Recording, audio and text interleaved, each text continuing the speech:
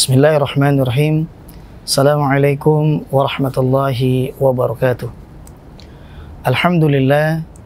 Alhamdulillahilladzi arsala rasulahu bil huda wa dinil haqq liyudhhirahu ala dini kullihi wa kafa billahi shahida.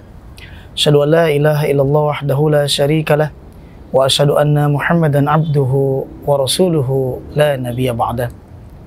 Allahumma salli wa sallim wa barik ala habibina nabiyyil karim nabiyina wa safi'ina wa maulana Muhammadin sallallahu alaihi wasallam wa ala alihi wa ashabihi wa ansari wa junudi wa man ittabi'ahum bi ihsani ila yaumil qiyamah. Faqad qala Allah ta'ala fi kitabihil karim wa huwa asdaqul qailin a'udzu billahi samil alim minasyaitonir rajim. Bismillahirrahmanirrahim. Wa ma khalaqtul jinna wal insa illa liya'budun. Kama qala ta'idun fi ayatil ukhra, inna rabbaka huwa a'lamu biman dhalla an sabilihi wa huwa a'lamu bil muhtadin. Shadaqallah wa shadaqa Rasulullah amma ba'd. Ma'asyiral muslimin, para pemirsa yang dimuliakan Allah Subhanahu wa taala. Alhamdulillah, kembali kita panjatkan segala puja dan puji syukur kita kehadirat Allah Subhanahu wa taala, Rabb semesta alam yang masih sampai saat ini memberikan kita begitu banyak curahan kasih sayang dan nikmatnya. Wabil khusus tentunya nikmat iman, juga nikmat Islam, kesehatan, kesempatan yang masih Allah berikan kepada kita, sehingga alhamdulillah dengan karunia-Nya, dengan nikmatnya dan atas izinnya lah kita masih mampu melaksanakan aktivitas ibadah kita, sehingga alhamdulillah mudah-mudahan segala aktivitas amalia ibadah kita senantiasa diterima oleh Allah Subhanahu wa taala. Salawat dan salam tak lupa marilah sama-sama kita haturkan kepada qudwah kita, suri teladan kita, junjungan kita Nabi besar Muhammad sallallahu alaihi wasallam, yang mudah-mudahan salawat ini juga tercurah kepada seluruh keluarganya, kepada istri-istrinya, sahabat-sahabatnya dan seluruh pengikutnya, yang insya Allah mudah-mudahan wabil khusus kita yang hadir, yang ada saat ini adalah merupakan bagian daripada umat-umat beliau yang akan mendapatkan syafaat nanti di yaumul qiyamah. Amin ya rabbal alamin. Ma'asyiral muslimin, para pemirsa yang dimuliakan Allah Subhanahu wa taala. Allah Subhanahu wa taala menurunkan bulan-bulan. Dan di antara bulan-bulan itu salah satu bulan yang mulia adalah bulan Ramadan. Bulan yang juga disebut dengan syahrut du'a. Bulan yang di dalamnya kita diperintahkan banyak berdoa. Kenapa? Karena di bulan rahmat ini, di bulan Ramadan ini, Allah begitu banyak mengumbar doa-doa agar dikabulkan oleh Allah Subhanahu wa taala. Allah bahkan menjanjikan lipatan pahala. Allah janjikan ampunan dosa. Allah terima segala doa-doa kita. Maka begitu luar biasanya keberkahan Ramadan. Oleh karenanya sebagian juga ulama mengatakan bahwa Ramadan merupakan bulan untuk kita senantiasa meningkatkan yang namanya doa-doa kita kepada Allah Subhanahu wa taala, agar mudah-mudahan kehidupan kita senantiasa mendapatkan kemuliaan di sisi Allah Subhanahu wa taala. Tapi sudah barang tentu di dalam Islam apapun yang kita lakukan ada yang namanya adab atau etikanya. Salah satunya juga adalah Islam mengajarkan kepada kita tentang etika di dalam berdoa, sehingga terkadang ada doa itu yang langsung diterima oleh Allah Subhanahu wa taala. Ada doa yang kemudian tertunda dalam pengabulannya. Ada doa yang kemudian juga bahkan ditolak oleh Allah Subhanahu wa taala. Maka semuanya tentu ada sebab dan musababnya. Dan saat ini kita ingin membahas kenapa kok ada penyebab tertolaknya doa kita di hadapan Allah Subhanahu wa taala. Pemirsa, para jamaah yang dimuliakan Allah Subhanahu wa taala, Allah ingatkan kepada kita, kata Allah, ud'uni astajib lakum. Mintalah kepadaku, berdoalah kepadaku, maka niscaya aku akan mengabulkan. Tapi tentu Allah mengabulkan dengan syarat. Ada hal-hal yang bisa menjadikan doa kita cepat kemudian sampai dan dikabulkan oleh Allah Subhanahu wa taala. Ada juga yang kemudian Allah mengabulkan tapi dengan cara bertahap. Ada juga yang kemudian Allah kabulkan tapi nanti ketika kita semua sudah sampai di hadapan Allah Subhanahu wa taala dalam bentuk kenikmatan surganya Allah Subhanahu wa taala. Tapi ada jenis juga doa yang keempat adalah doa yang tertolak di hadapan Allah Subhanahu wa taala. Lalu kenapa kok ada doa-doa yang tertolak? Atau kenapa kok masih ada doa yang kemudian terhalang di hadapan Allah Subhanahu wa taala. Maka setidaknya para ulama kemudian menggambarkan, para ulama mengajarkan kepada kita apa sebab-sebab kok bisa menyebabkan terhalangnya doa kita, bahkan bisa saja kemudian tertolaknya doa kita di hadapan Allah Subhanahu wa taala.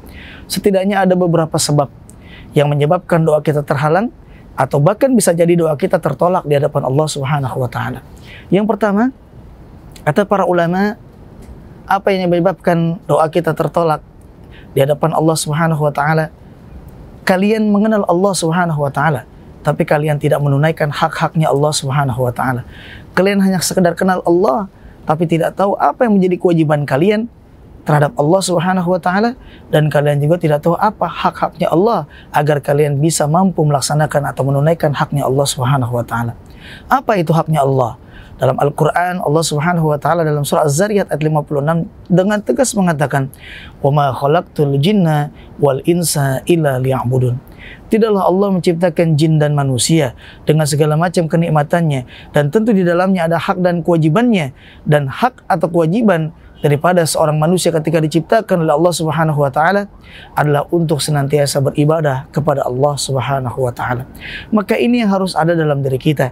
Jangan kita hanya mampu meminta, jangan kita hanya bisa meminta kepada Allah, kita hanya meminta hak kita, tapi kita lupa Allah juga punya hak atas diri kita, dan hak Allah adalah bagaimana kita bisa menjadikan diri kita senantiasa beribadah kepadanya, karena pada hakikatnya Allah ciptakan kita, Allah ciptakan jin dan makhluk-makhluk yang lain dalam rangka untuk senantiasa beribadah, ketaatan kita kepada Allah Subhanahu wa taala.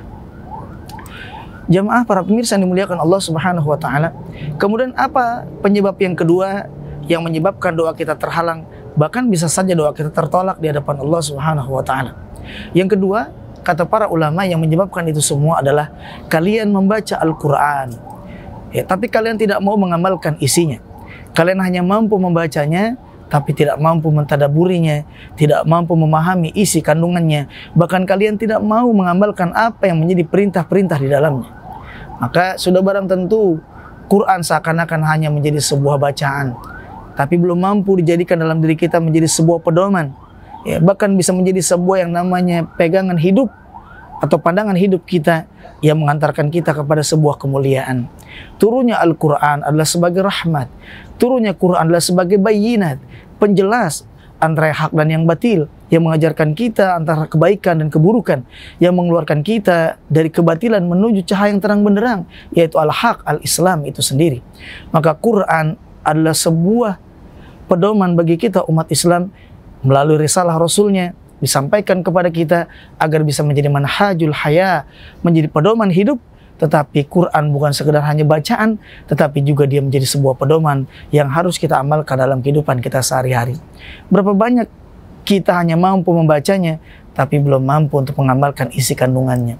Padahal jelas Allah perintahkan kita dalam Al-Quran itu adalah untuk mampu mengamalkan apa yang menjadi perintah Allah dalam kalamullah. Dan jelas Al-Quran adalah merupakan manhajul haya, pedoman hidup dari setiap manusia. Oleh karenanya, maka siapa yang berpegang kepada Al-Quran dan Sunnah, maka dia mendapatkan kebahagiaan di dunia dan juga akhirat. Sebagaimana Rasulullah di akhir hidupnya, beliau tidak mewariskan harta dan benda. Beliau tidak mewariskan harta, tahta dan segala macamnya. Tapi dengan tegas, dengan kelembutan hatinya, beliau mengatakan, taraktu fikum amroini lan tadilu ma tamassaktum bihima kitabullah wa sunnati rasulillahi sallallahu alaihi wasallam. Aku tinggalkan kepada kalian dua perkara, yang manakala kalian berpegang kepada keduanya, maka niscaya kalian akan mendapatkan kebahagiaan, bahkan mendapatkan jaminan keuntungan di dunia dan akhirat. Maka apa itu dua pedoman tadi? Adalah kitabullah, Al-Quran, dan juga sunnatullah, sunnahnya Rasulullah sallallahu alaihi wasallam. Maka para pemirsa yang dimuliakan Allah Subhanahu wa taala, ini penyebab yang kedua kenapa manusia kok banyak berdoa tapi terhalang doanya di hadapan Allah, bahkan tertolak di hadapan Allah Subhanahu wa taala, karena mereka belum mampu mentadaburi Al-Quran, bahkan mereka belum bisa mau melaksanakan perintah Al-Quran yang juga merupakan perintah Allah Subhanahu wa taala, karena mereka baru mampu membacanya tapi belum mampu menjadikan Quran sebagai manhajul haya, pedoman hidup yang harus mereka kerjakan dalam kehidupan mereka sehari-hari.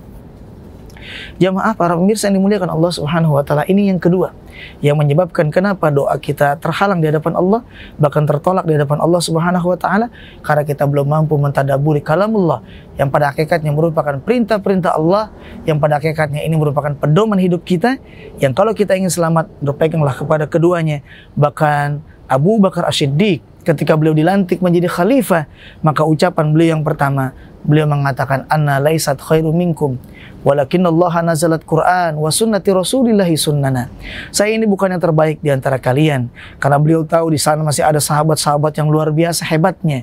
Tapi beliau mengatakan, sungguh Allah Subhanahu wa taala sudah menurunkan Al-Quran dan sudah mengutus Rasulnya, maka sudah barang tentu aku diminta menjadi khalifah, pemimpin kalian dalam rangka menjaga agar senantiasa kita semua menjadi orang-orang yang memelihara Al-Quran, menjalankan apa yang dalam perintah di dalamnya, dan senantiasa menjalankan perintah sunnah-sunnah Rasulnya. Maka aku menjadi pemimpin tidak lainlah untuk menjaga keduanya agar kita mendapatkan kebahagiaan di dunia dan juga kebahagiaan di akhirat. Jamaah para pemirsa yang dimuliakan Allah Subhanahu wa taala. Kemudian apalagi yang menyebabkan manusia doanya tertolak atau terhalang di hadapan Allah Subhanahu wa taala? Yang ketiga, salah satu penyebabnya adalah kalian mengakui bahwa iblis adalah musuh kalian, syaitan adalah musuh kalian. Namun dengan suka hati, dengan sukarela, terkadang kita justru mengikuti jejak dan langkah daripada iblis itu sendiri. Kita mengikuti langkah-langkah syaitan itu sendiri. Padahal Al-Quran, Allah Subhanahu wa taala mengingatkan kepada kita tentang bahayanya iblis yang memang merupakan musuh nyata daripada kaum muslimin, musuh nyata daripada hamba-hamba Allah Subhanahu wa taala. Dalam Al-Quran di surah Al-Baqarah ayat 208, Allah mengatakan, ya ayyuhalladzina amanu dkhulu fi silmi kafah wa la tattabi'u khutuwati syaitan innahu lakum adu mubin.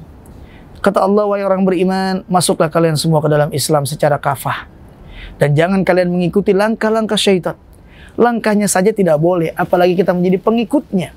Maka sudah jelas Allah ingatkan kepada kita, jangan ikuti langkah-langkah syaitan. Innahu lakum adu mubin. Karena syaitan itu adalah musuhmu yang nyata, musuh yang senantiasa menyesatkanmu dari jalan Allah, musuh yang menggelincirkanmu ke dalam kemaksiatan, musuh yang seakan-akan menggambarkan kemaksiatan dengan ketaatan, musuh yang seakan-akan memperlihatkan itu sebagai amal ibadah, tapi pada hakikatnya itu justru menghancurkan amal ibadah kita di hadapan Allah Subhanahu wa taala. Jemaah para pemirsa yang dimuliakan Allah Subhanahu wa taala, yang keempat, penyebab doa kita terhalang atau bahkan tertolak di hadapan Allah Subhanahu wa taala adalah kalian mengaku cinta kepada Rasulullah, tapi kalian suka meninggalkan ajaran dan juga sunnahnya Rasulullah sallallahu alaihi wasallam. Berapa banyak kita mengatakan diri kita cinta kepada Rasul, tapi sunnahnya kita tinggalkan. Berapa banyak kita mengatakan cinta kepada Rasul, tapi justru sunnahnya kita benci. Malah justru kita melakukan pekerjaan yang jauh daripada sunnahnya Rasulullah sallallahu alaihi wasallam. Ini yang menyebabkan doa kita sulitnya diterima oleh Allah, karena kita tidak mau menjalankan perintah salah satu manusia terbaik yang diutus oleh Allah Subhanahu wa taala dalam mengajarkan sunnah-sunnahnya yang juga merupakan bagian daripada pedoman hidup kita selaku umat Islam. Oleh karenanya Rasulullah sendiri pun pernah mengingatkan dalam sebuah hadisnya, dalam sebuah nasihatnya, beliau mengatakan, la yu'minu ahadukum, belum dikatakan beriman di antara kalian hatta tatabi'a millati, sampai kalian mau mengikuti sunnah-sunnahku, bahkan kalian mencintai aku melebihi cinta kalian kepada anak-anakmu, melebihi cintamu kepada keluargamu. Maka barang siapa yang lebih mencintai daripada aku, belum bagian daripada orang-orang yang mengamalkan sunnahku Rasulullah sallallahu alaihi wasallam. Maka ini bisa jadi hal yang diingatkan oleh Rasulullah kepada kita. Kecintaan kita haruslah dibuktikan dengan cara bagaimana kita mampu melaksanakan sunnah-sunnahnya. Sekalipun untuk menjalankan sunnah-sunnahnya, terkadang zaman yang sekarang begitu banyak fitnah, zaman yang sekarang ini begitu luar biasa fitnah mendera kita. Bahkan terkadang sunnah dianggap bid'ah, tapi yang bid'ah malah kadang-kadang dianggap sunnah, karena kebodohan kita yang tidak mau mempelajari apa itu sunnah-sunnah Nabi, mana yang dicontohkan, mana yang tidak pernah dicontohkan oleh Rasulullah sallallahu alaihi wasallam.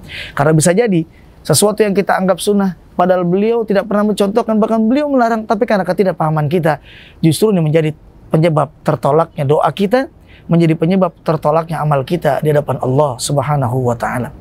Jemaah para pemirsa yang dimuliakan Allah Subhanahu wa taala, yang terakhir atau di antara beberapa hal yang menyebabkan doa kita tertolak atau terhalang nih di hadapan Allah Subhanahu wa taala adalah Ini yang perlu kita waspadai juga, bahwa banyak di antara kita yang berharap menginginkan masuk surga Allah Subhanahu wa taala, tapi kalian tidak pernah mengamalkan yang namanya amalan ahli surga.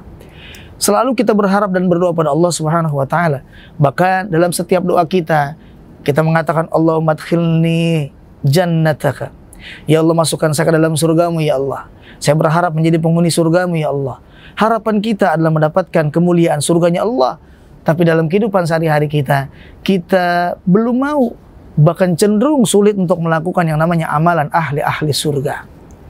Salah satu bentuk amalan ahli surga Allah katakan dalam Al-Quran adalah orang-orang yang senantiasa bertakwa kepada Allah Subhanahu wa taala.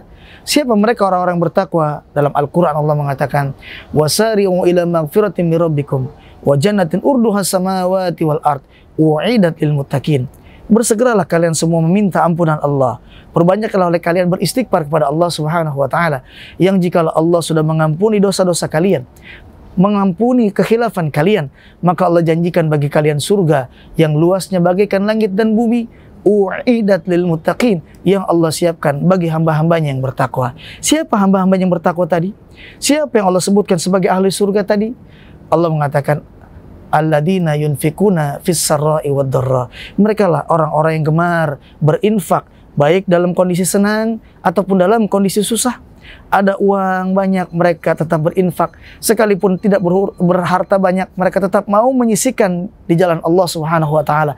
Ini ciri daripada orang bertakwa, ciri daripada ahli surga, ciri daripada orang-orang yang dirindukan oleh surganya Allah Subhanahu wa taala, dan ciri daripada orang-orang perindu surganya Allah Subhanahu wa taala. Lalu yang kedua juga Allah katakan, selain alladzina yunfikuna fis sarra'i wad dharra, yang kedua wal kaziminal ghaidha, orang yang mampu menahan amarahnya, tidak menjadi orang-orang yang gampang emosi. Maka ini salah satu juga ciri ahlul jannah, ahli surga. Bahkan Rasulullah satu saat pernah didatangi oleh seorang sahabatnya. Kemudian sahabatnya bertanya, ya Rasulullah, tunjukkan kepadaku amal yang bisa mengantarkanku ke dalam surganya Allah Subhanahu wa taala. Maka kemudian Rasul mengatakan, la taghdab. Kemudian sahabat bertanya lagi, apa ya Rasulullah setelah itu? La taghdab. Setelah itu apa lagi ya Rasulullah? La taghdab. Jangan jadi pemarah, jangan jadi pemarah. Maka kemudian Rasul menutup dengan kalimat walakal jannah. Janganlah kalian menjadi pemarah, maka surga bagi kalian. Allah janjikan surga bagi kalian. Orang-orang yang mampu menahan amarahnya, sekalipun saat itu dia punya hak untuk marah, tapi dia mampu mengendalikan amarahnya. Inilah ciri daripada amalan-amalan ahli surga. Yang ketiga juga Allah mengatakan wala afinina anin nas. Apa itu amalan ahli surga?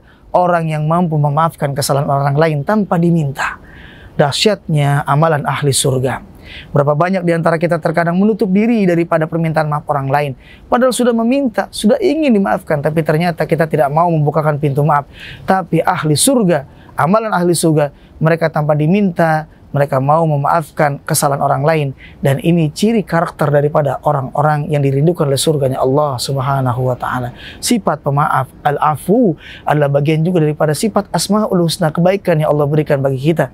Maka seyogianya kita mengikuti nama-nama Allah yang indah untuk kita praktekkan dalam kehidupan kita sehari-hari, agar kiranya kita semua bisa menjadi bagian daripada ahlul jannah, orang-orang yang dirindukan surga dan mampu mendapatkan kenikmatan surganya Allah Subhanahu wa ta'ala. Maka para pemirsa jamaah yang dimuliakan Allah Subhanahu wa taala, waspadalah terhadap doa yang kita lantunkan.